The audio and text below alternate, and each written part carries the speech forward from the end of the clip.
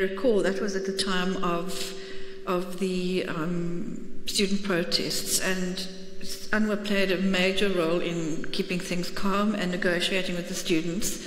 He has a long history in student support, and he was a warden, the chair of the College of Wardens, and was a warden for 27 years. 27? Something like that. So he went out with a bang, and we're very fortunate to have him back again. So please welcome him.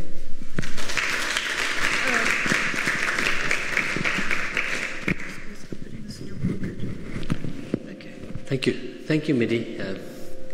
That introduction was a little longer than that my talk's going to be. I hear an echo. Okay. Can you hear me?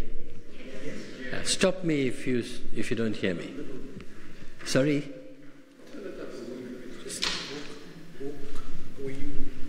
Well, I'm going to be here. You see, there's an echo.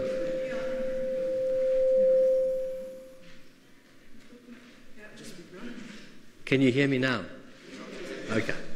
Thank you. So we've got quite a bit to cover this week. So if I'm a bit too fast, please stop me. So what makes us human? An overview, an introduction to the topic.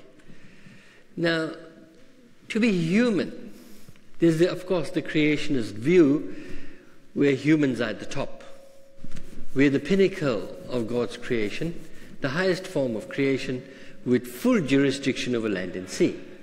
But when Charles Darwin came along in the 19th century,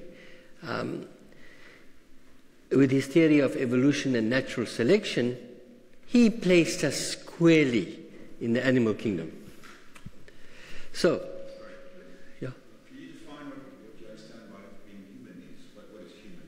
Yeah, okay, well, I'll gradually come to that. So, what's going to happen as we go along, right? We're going to get into the controversy of why people think we just glorified apes and we're not human. But along the way, we will be discussing aspects of being human. So if you want a one-liner definition, that's going to be difficult. So are you talking about Homo sapiens? I'm talking about Homo sapiens. Okay? Yeah. Thanks for that. So Darwin said we were animals. Now what happened is, when Darwin formulated his theory, he had no idea about how heredity worked. And he didn't know anything about how characteristics were transmitted from parent to child, right? But in the mid-20th century, we had this splurge of genetics, okay? And modern thinking about who and what we are was radically transformed, even beyond the realm of biology. At the beginning of this century, the human genome was mapped. And 98%, and this figure varies, 98% of that genome came from the apes. And this confounds the imagination, that we're 98% ape, so we definitely must be ape. The question then remains just what it is that makes us human. Are we really and truly different, or are we just glorified apes? So, whenever you ask somebody what it means to be human, what's the characteristic? People say consciousness. But to what extent do we know how other animals are conscious? So, in this course, we'll chart our way from early beginnings to our recent appearance on this planet as Homo sapiens sapiens, actually, as conscious beings in contemplation of happiness, sadness, and even our own mortality. Okay, so this is what we're going to do. Today we'll do this overview. I'll tell you what I'm going to be doing for the rest of the week. Okay, and I'm also going to talk a little bit about early life on this planet. Then tomorrow we'll talk about from organism to human to person. Remember, when I say organism, I'm not talking about Homo sapiens. A bacterium can be an organism, a living organism. A dog can be an organism. But when you want to be specific, then you say, well, that's a dog and that's a human being. Now, the raging debate, as I said, are we merely glorified apes, is actually quite a fascinating debate.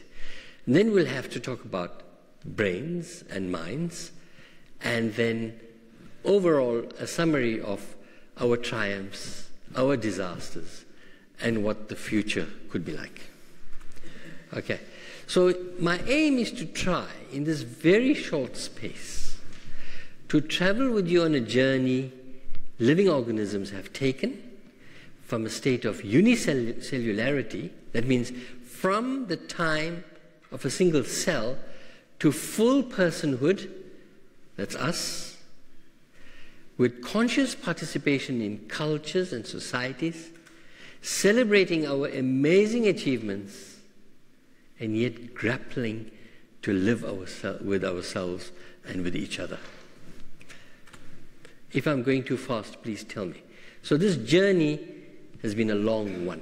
And the fascinating aspect about it is that it's been from a point of unity to enormous diversity. So we start here. Can you see that? The origin of life, and you go all the way. So this is in the form of a tree, right up to conscious beings, right? And along the way, you meet a whole lot of other manifestations of life as we go along. So what happened before life emerged in the form of, say, a single cell? Now, why am I talking about a single cell? Is because that is the point at which life emerged from non-living matter. So all of you here are made up of cells, trillions and trillions of cells. But you in your history, each one of you, I must be conscious of that, in your history started off as a single fertilized cell. But that's not what I'm talking about here. I'm talking about the origin of life, 4 billion years ago, also started as a single cell. Now, this is an extremely important concept. People are grappling with this. Philosophers are grappling with this. What was it about that inanimate matter that arranged itself in a way to form a cell which had a new property? And what was that new property? Life. Life. Right? Oh, there's many definitions of life. There's many definitions of life. If I consider you to be alive, then you're capable of making a copy of yourself. That means you can reproduce and make a copy of yourself. That's one definition of life. Anything that's alive extracts nutrients from the environment, processes them, converts or transforms them within the system, reconstructs its own architecture and body, and excretes waste. So there's a whole lot of definitions of life. That's what life means in terms of biochemistry and biology. Okay? But I mean, if you ask a philosopher what is life, he might give you a different answer. But I'm a biochemist, so I stick to the biochemistry. So this is an extremely important concept. Richard Dawkins of Oxford calls it the scrapyard concept, that you walk into a scrapyard, right, and you see car parts lying all over the shore. You'll see a steering wheel there, a tire or two there, an engine there, seats here, and he says suddenly if there's a gale force, wind, blowing through that scrapyard, all those parts could assemble, this is very theoretical, in a particular way to form a car which has a purpose and a property that did not exist before, the ability to transport people. Right? So this is what has happened here, where you have inanimate proteins, lipids, nucleic acids, vitamins, water, ions, all getting together and arranging themselves into a cell in which now there's a new property called life. We say life has emerged. At this new level, we have a new property. The whole now, the whole is more than the sum of its parts because it has this new property. It would not have been predicted from the previous stage, but it came into being when this arrangement occurred. It's just absolutely fascinating. You look a bit confused. Are you all right? Oh, yeah. Okay. I expect from time to time for you to say hurrah, because this is so very exciting.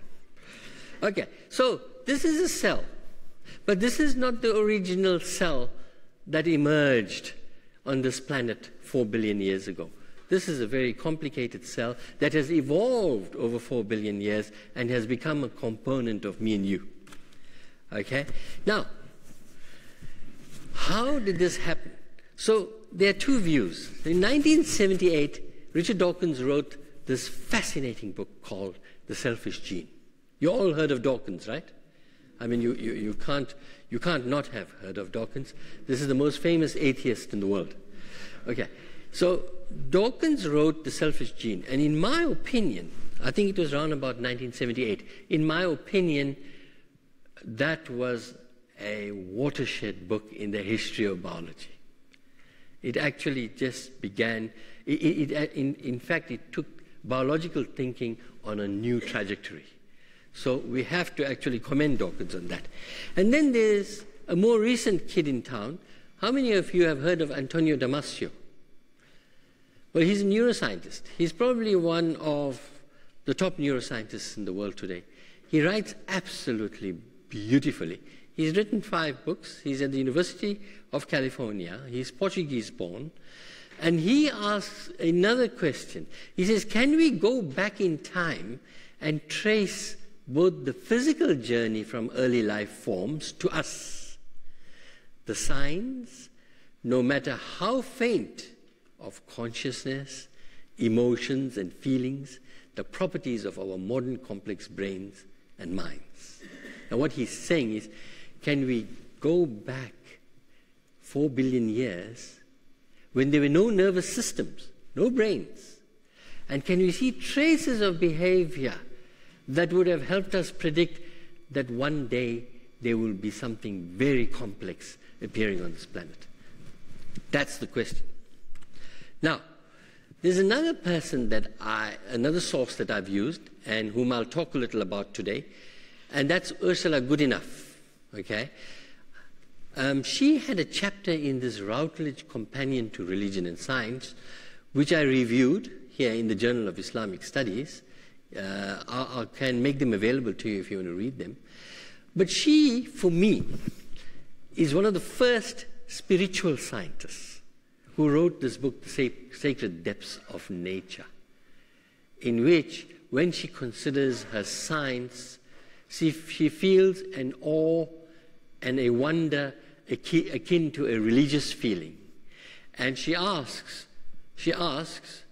very pertinently, why is it that for our spirituality we rely so much on scriptures that were 2,000 or 1,400 years old? And I'm referring to the Bible and the Quran respectively.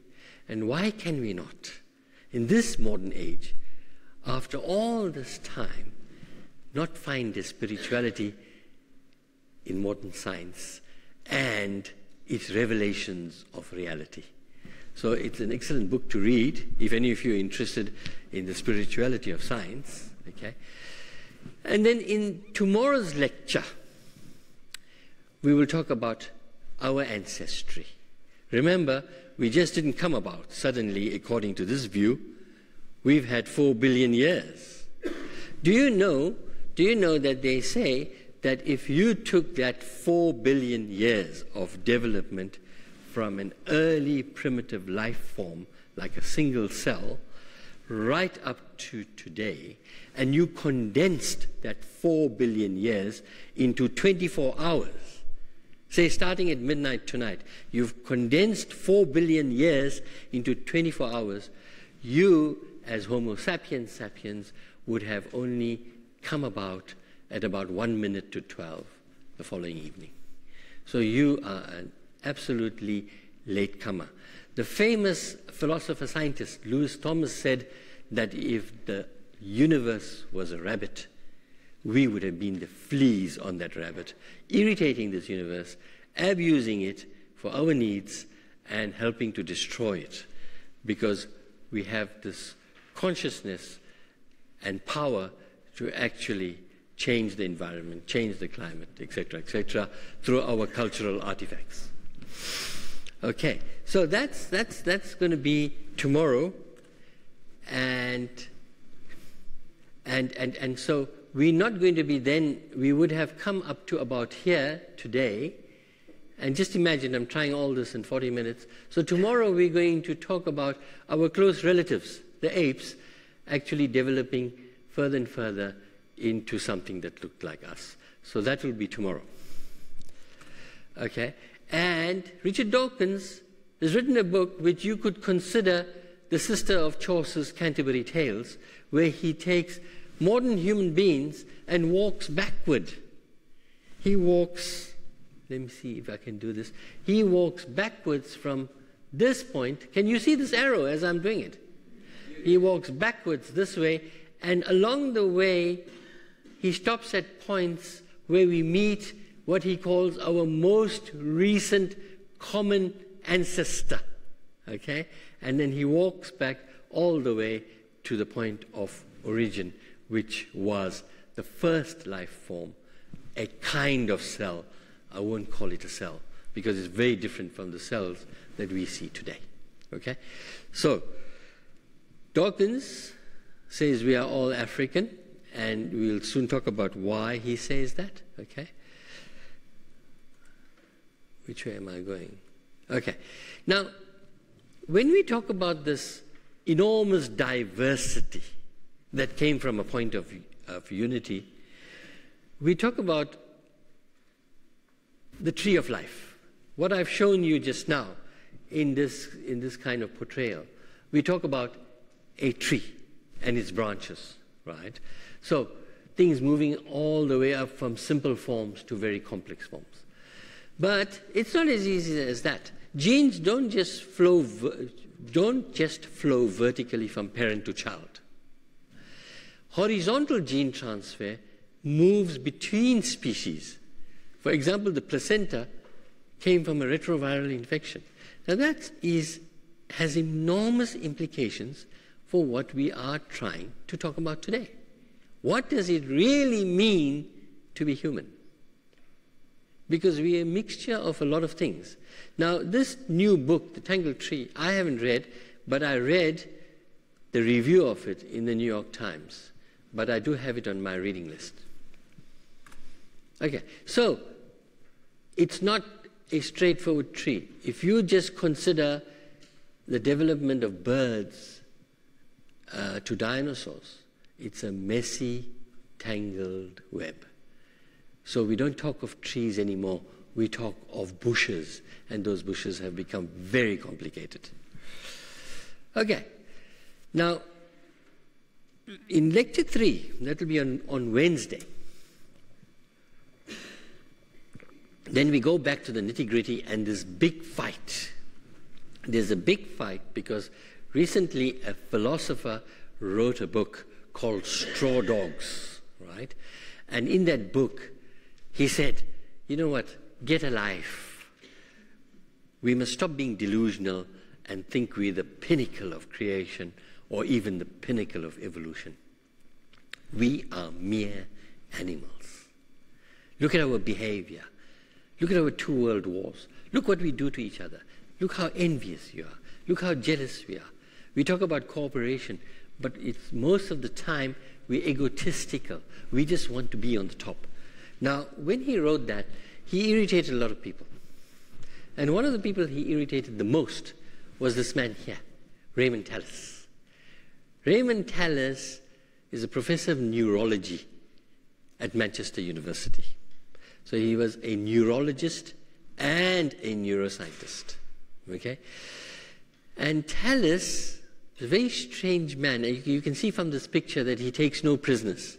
I have a friend at Manchester University who worked at the same hospital as Tallis, and he said when he entered the parking lot in his huge Rolls Royce, you knew Tallis was around. And Tallis said he thinks, and I'll tell you about it again on Wednesday, he thinks that Darwin's idea, or Darwin's theory of evolution and natural selection, has beaten everything. It is a most fascinating idea which has stood the test of time and which can be considered to be evidently true. That's Tallis's view, right? He also believes that what we know and what we've discovered about the brain, with a little bit of neuroscience that we've done, because neuroscience has just taken off largely in the latter half of the 20th century and is now continuing apace at a very fast pace. In fact, the University of Cape Town is in the process of building a neuroscience institute, because if you're not into neurosciences today, you can be left behind. Right? And Tallis says, whatever we've shown so far about the brain is absolutely fantastic. He says he accepts it. As a scientist, he has looked for the evidence and he accepts it. He's a researcher and he is an expert on strokes. He treated patients who had strokes and he knew a lot about them. But he said there's one problem. We as human beings tend to get carried away. When we come to some kind of revelation in the field of the neurosciences, we tend to exaggerate it and extrapolate it beyond the science. He calls it neuromania. And he says he's had too many neuromaniacs around and he wants to put them to rest. And one of them is John Gray, the author of Straw Dogs. Okay? Then he says, I love Darwinism, but I don't like Darwinitis.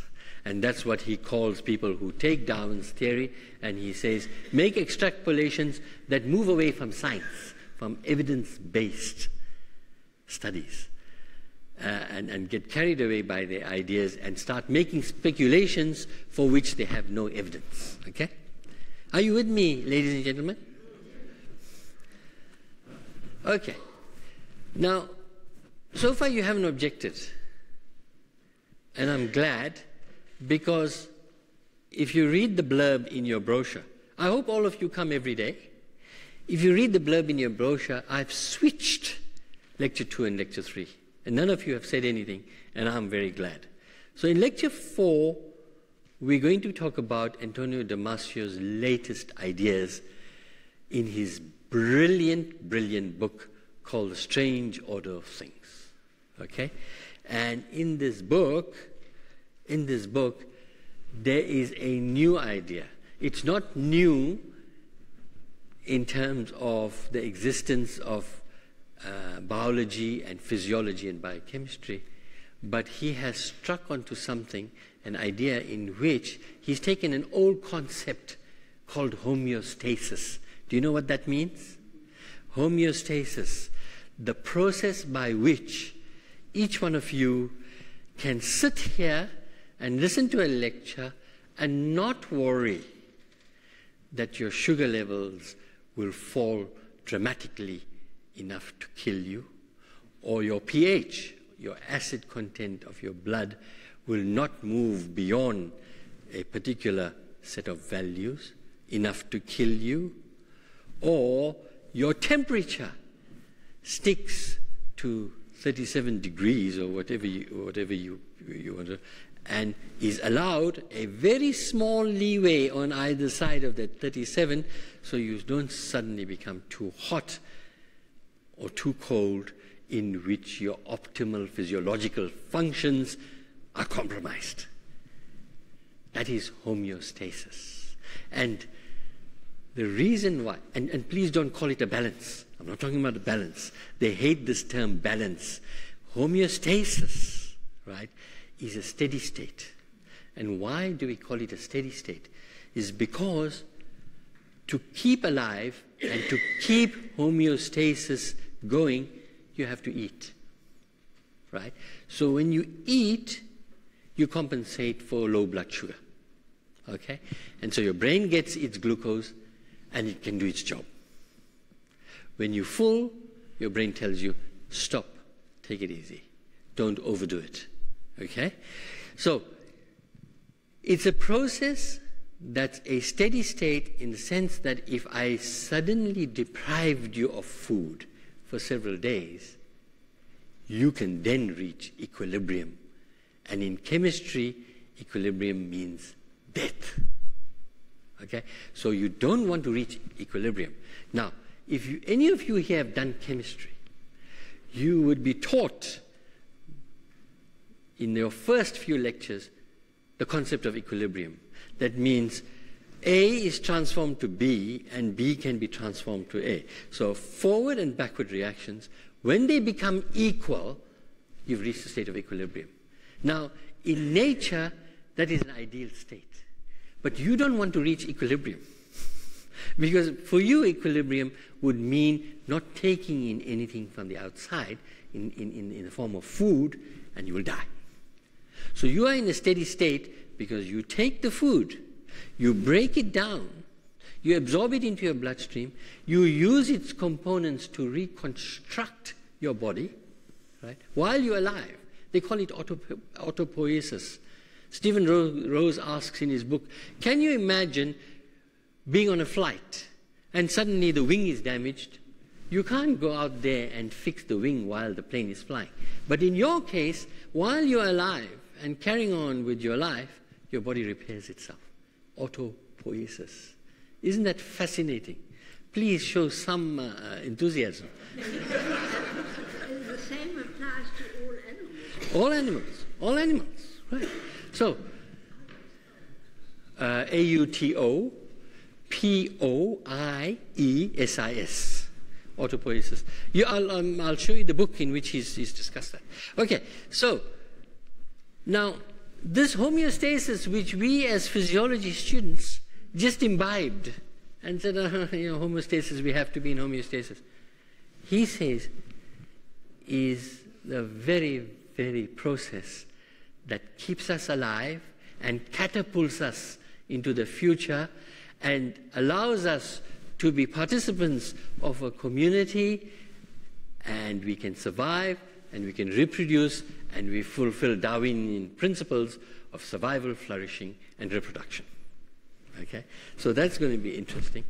And of course then, when I talk about the living brain and the mind in lecture 4, I want to touch upon a book that's recently written. How many of you know either of these gentlemen or both of them?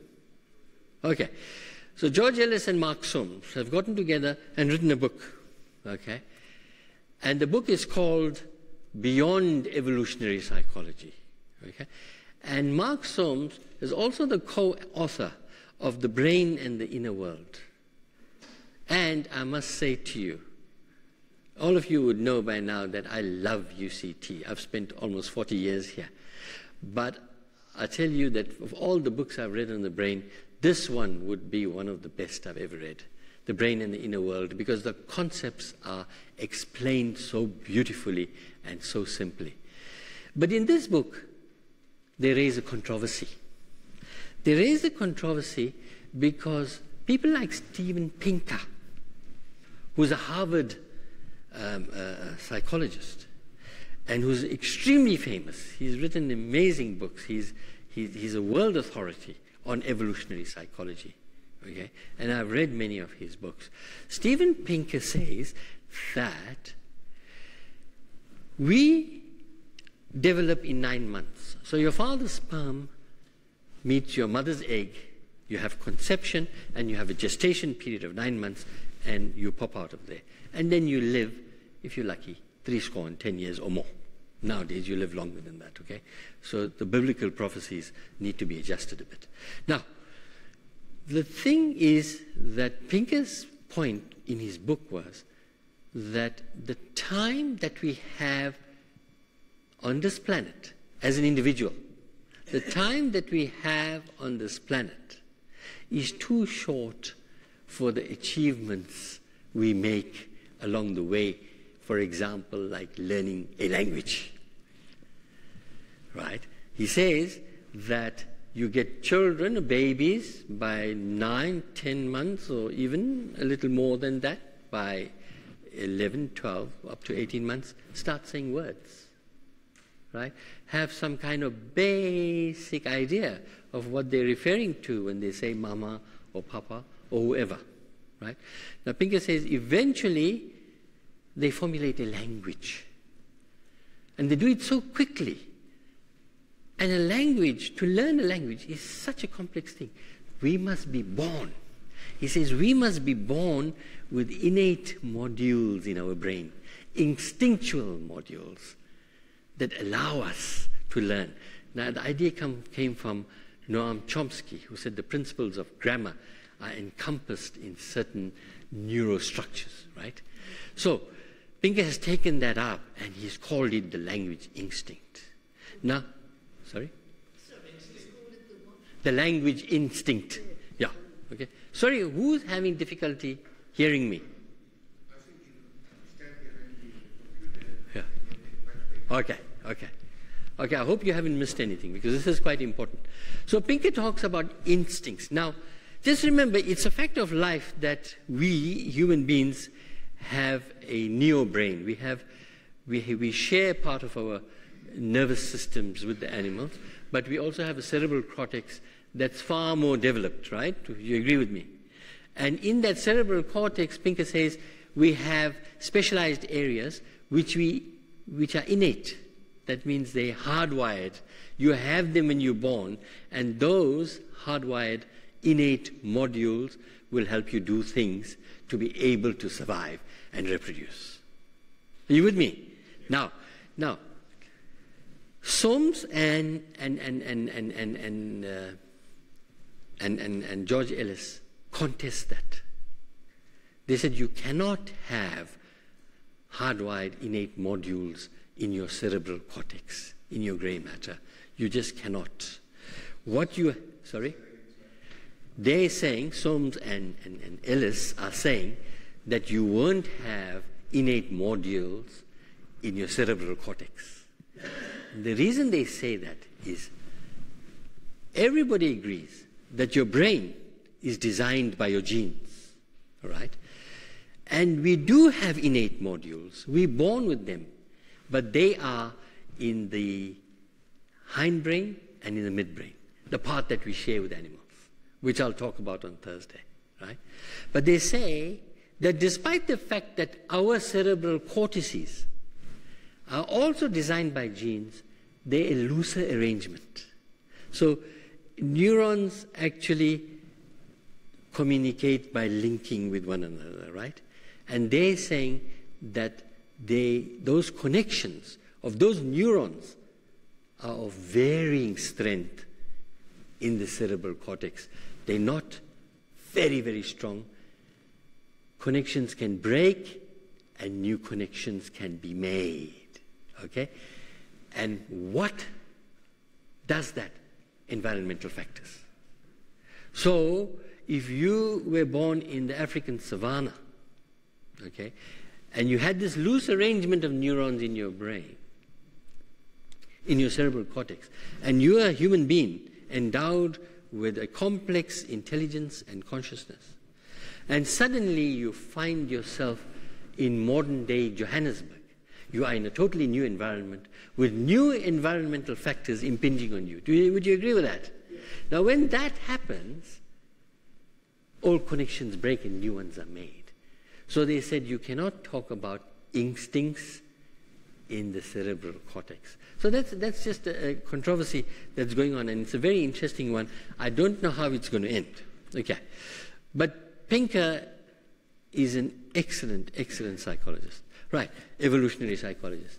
And then the book I mentioned, Stephen Rose. This is the man in this book, The 21st Century Brain, who spoke about autopoiesis, your ability to reconstruct while you're alive and getting on with your life. Okay? And then in the last lecture, I was hoping for an interactive lecture with you where we can talk about what it means to be really human. What is going on in the world today? What have we achieved? And why is it that we're failing in so many areas as human beings?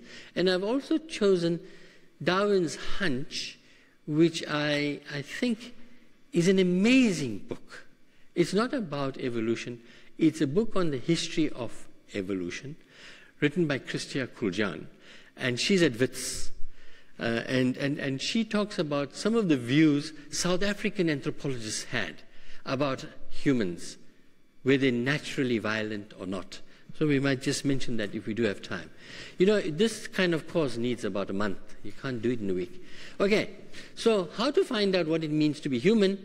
How did we come to be? So either by creation or evolution. How did life originate? There are three views on that. There's the replicator first, or metabolism first, or even more than the above. And I want to explain that to you. Okay?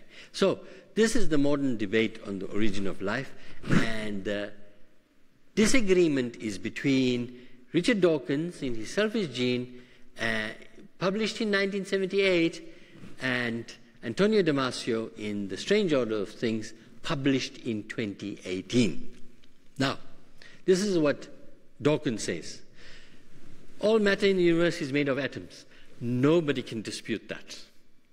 Physicists will tell you that. You're made of atoms, your clothes are made of atoms, the ceiling is made of atoms, everything is made of atoms. Okay. Atoms love to fall into stable patterns. They always try and seek the state of lower energy. Okay. Now, before the coming of life on Earth, some rudimentary evolution of molecules could have occurred by ordinary processes of physics and chemistry. Okay? Now I'm talking about molecules. There's no life, just molecules. Stable forms were favored over unstable ones. That was just nature. But if you look at, say, one of your complex molecules in your body, like hemoglobin, you know what hemoglobin does? It transports oxygen from the lungs to all parts of the body and transports carbon dioxide from all parts of the body back to the lungs. So you breathe in oxygen, it's bound by the hemoglobin in your red blood cells in your lungs, it's removed and taken to all parts of the body where it's handed over, okay, because oxygen is needed there. And the carbon dioxide that was produced after the processes in those tissue is again bound by the hemoglobin, which comes back to the lung, and you breathe out the carbon dioxide. You know that. Okay. Now, that's a modern molecule, but it illustrates the principle or the point that atoms fall into stable patterns. MS, can you hear me? MS, can you hear me? Okay. Right. Now, what Dawkins says is, how did life come about from non-life? You had to have a replicator first. You know what a replicator is? Something that can make a copy of itself. Okay? Now, so you had atoms, and atoms made molecules. So if two hydrogen atoms and one oxygen atom combine, they form a complex liquid called water, which I can drink. I can't drink hydrogen. I can't drink oxygen. But combine them, and then something new has emerged. That word emerged is very strong. It has new properties. I can drink it. I love the sight of it when I see the ocean. It actually is the medium in which all my chemical processes in my body take place. The whole is more than the sum of its parts. Would you agree? Something new has emerged. Okay, now, these small molecules started making larger molecules, which were inanimate, and they're proteins, lipids, nucleic acids, carbohydrates, vitamins, ions, water, and at some point, a molecule that can make a copy of itself, the precursor to our modern DNA or RNA, our genes. Was it nucleic acid? This is a question of Dawkins, right? Now, Dawkins says, how would you make a man or a woman? You could take a few atoms and shake them together, and using a source of external energy, shake them vigorously until they fall into a stable pattern, and out falls. Do you think Adam and Eve will be produced? No. You might get something a little larger, but not Adam and Eve. To make me or you or Adam and Eve, you will have to shake the atoms that make me until the end of time, and you will not succeed. So, this is extremely interesting. Here I stand before you, and I'm made of billions and billions and billions of atoms. Okay? Now, say by some process I was broken up into my atomic components, completely broken up, and we handed over to you, Alicia, and said, here is Anwar Mal. Can you put him together again? Would you be able to? No. Good. Okay, so all complex organisms, including us, are a result of a slow, very gradual process of molecules building up a step at a time over billions of years by the process of evolution. Okay? That's Dawkins's view. Now, during the early pre-life planet, you had no oxygen. You had water, you had carbon dioxide, you had methane and ammonia, and these were the crude raw materials on Earth when it formed. There was no oxygen. Now, Stanley Miller in 1951, that's the year I was born, sent an electric current through a mixture of all these gases. And he produced amino acids, the building blocks of proteins. So you can imagine this process taking place in the universe when lightning struck through the atmosphere and these raw materials were put together to build amino acids, which are the building blocks of your proteins, and later they could actually make purines and pyrimidines, which are the building blocks of DNA and genes. So these are natural processes which took place before life appeared on Earth, okay? Now, so the climax. 4 billion years later, that's today, the replicators, masters of survival and reproduction, are not floating freely in soups or oceans, but they swarm in huge colonies. This is beautiful prose. They swarm in huge colonies, safe inside gigantic lumbering robots, sealed off from the outside world, communicating with it by tortuous indirect routes, manipulating it by remote control. Who's he talking about? Me and you. Okay, so they are in you and me. They created us body and mind. And their preservation is the ultimate rationale for our existence. They have come a long way, those replicators. We call them genes. And they are our survival machines. And he went on further to say the gene is the unit of natural selection. I can't tell you to what extent Dawkins had influenced the world when he wrote this book. And there are books written about the influence of Dawkins' ideas on modern biology. Okay. Now, but Damasio says, no, I don't like the idea of replicator first. I like the idea of metabolism first. And you know what metabolism is. In every one of your cells, there's a metabolic process of building and breaking down. Okay? So the building up is called anabolism. The breaking down is called catabolism. You got it? Now, so when you eat, you had a piece of steak for lunch. You've broken it down in your stomach and in your intestine. All the proteins that were in that piece of steak have now been broken down into the building blocks called amino acids, which are then absorbed into the bloodstream, and they go to the cells. And each cell says, I'll have these 2 or 3 amino acids. I need to rebuild my cell wall because it's slightly damaged. Okay? So that's anabolism, building. But there is catabolism, where if you've eaten carbohydrate, your glucose goes into your cells and is broken down. That's the opposite process. Break it down to produce energy so that you can sit here and your brain can actually make ATP from that glucose and you can listen to me because that ATP is your source of energy. With me? Okay. So he says he thinks you had to have metabolism first. So he says he finds this argument most persuasive. The early molecules in the primordial soup, with its key ingredients in the presence of thermal vents and lightning storms, assembled the molecules into chemical pathways under favorable conditions. Because building proteins requires a chemical pathway. This doesn't happen. Breaking down glucose to pyruvate for energy to make ATP requires a pathway. So he says the proto-cells, the early cells, must have, first and foremost, organized pathways, inevitably moving to life, imbued with the homeostatic imperative to set the agenda for life. Now, I don't like his argument.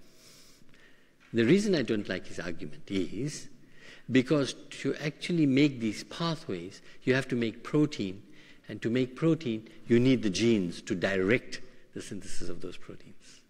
Okay? But he could argue that at that stage, we didn't have genes that were expressing for or coding for protein. It happened differently. I'm not sure. Okay. So, the new buzzword there, as you've seen it, is homeostasis. And he first mentioned it in a book of his on consciousness. And he said, homeostasis is key to the biology of consciousness. It is a coordinated and largely automated physiological reactions required to maintain steady internal states, like I explained to you just now. Steady states in a living organism. And for that to happen, you have to have, this is the most important point here, for that to happen, you have to have this automatic regulation of temperature, oxygen concentration, pH, which is hydrogen ion or acid concentration, blood glucose levels, etc. And that can only happen by an ensemble of the endocrine, immune, and autonomic nervous systems. And he goes further. Your emotions, your feelings, your consciousness, your concept of cells are part and parcel of this homeostatic imperative. Bad or good? How are you doing? Yeah? Now, if this situation is there for the preservation of the species, is there anything that organisms to make sure that species survive? Because if you look at the way we live now, it doesn't seem as if it's going to, even though we believe it is. Now that's a brilliant point. Has everybody heard this, gentlemen? I think turn around and say it again. That's a very important point. Please turn around and say it. What I'm saying is that what we've seen here is a dynamic that is working hard at making us survive and etc. Now, if that's the case, what's it doing about making sure that we're going to survive in this world which is clearly leading us to Damnation. I don't think anybody can argue that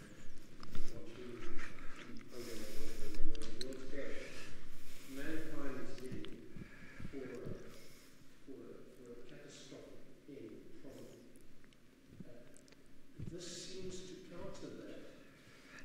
So is something going to happen to bring us to our senses?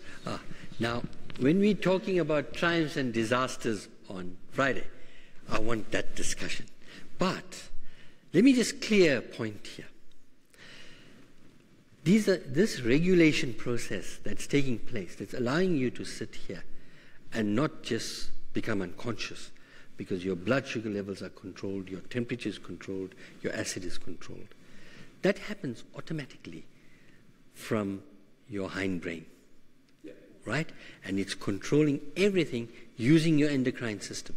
So the nervous system and the endocrine system and your immune system are all acting in concert to do this for you, and you are a highly regulated being. Okay.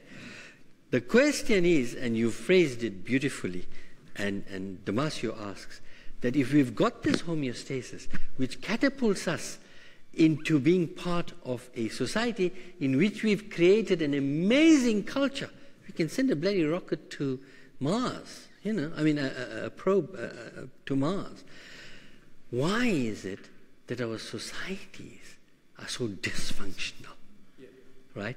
Now, the question he's asking is, you got internal homeostasis, why can't there be external homeostasis? That's the question. That's what you're saying. And so he tries towards the end of his book, but there's a point here that one should consider, is that we have reached this point of knowledge. We've come to this point of knowledge, right? How is it going to influence our future? Will we be able to use our scientific knowledge of how the mind works and the brain works to create a better society? Now, he's optimistic, but he does mention other people who are highly pessimistic, who say homeostasis is fine. You've got it, and you ensure that between your wife and your 2 children in your little family unit, there's as much homeostasis as possible. But when it comes to the global village, it's beyond your control. Sorry, you had your hand up, yes? Obviously, a lot of species have become extinct. Yeah. And I heard that about 99% of all species that have existed are extinct. Yeah. So I think it's inevitable for whichever species to eventually disappear. And we're going to be extinct. But remember, this gentleman is saying that we are causing extinctions through the way we're burning coal and increasing climate change. But also remember that evolution works in a particular way in which if you are not fit to adapt to a new environment, you will become extinct. So there's 2 levels here. There's one natural process and the other one an unnatural one. Yeah. This is another question, or do you want to wait until you give this opportunity to ask questions? Yeah, I think let's wait. Can we wait? We'll try and finish quickly. But I get the funny feeling that you're following me, and that's a nice thought. So where are we now? No, I'm going. Okay. So this is homeostasis. So then my question to Antonio Damasio is, where is the replicator? Because he agrees with Dawkins that stable forms favored over unstable ones. He agrees that there's an arrangement of cellular conformation, the most stable arrangement of macromolecules. Life emerges and the cell in turn seeks out more positive energy balance to survive, to fulfill the evolutionary imperative and to persist. And within it, the generation of self-copying molecules with the precursor RNA. So where's the replicator? So he says, no. You have your pathways first, and eventually you have a cell developing, like the modern cell, and then a mode of genetic transmission of life that superseded simple cell division, reproduction, the next imperative of evolution. So you make your cell, you keep it alive through these pathways that we spoke about, and you take your replicator and you confine it to a nucleus, and then that replicator then begins to code for protein to ensure that cells survive. This part of the cell can get glucose, break it down, and make energy, so the cell survives. So he says that's how it must have started. And you thank your unicellular ancestors for actually designing these ways of keeping alive, of surviving, and eventually of reproducing. Okay. No, says Mr. Dawkins. Replicators occurred in the primeval soup first, not merely existing, but constructing for themselves containers or vehicles for their continued existence. And that's the cell. So Dawkins is sticking to his guns. The most stable built survival machines have a protective coat, like a virus, or even a bacterium which has a protective coat around it. Okay. So Ellis and Soames says both of them are talking nonsense. Okay? That and by the way, I've reviewed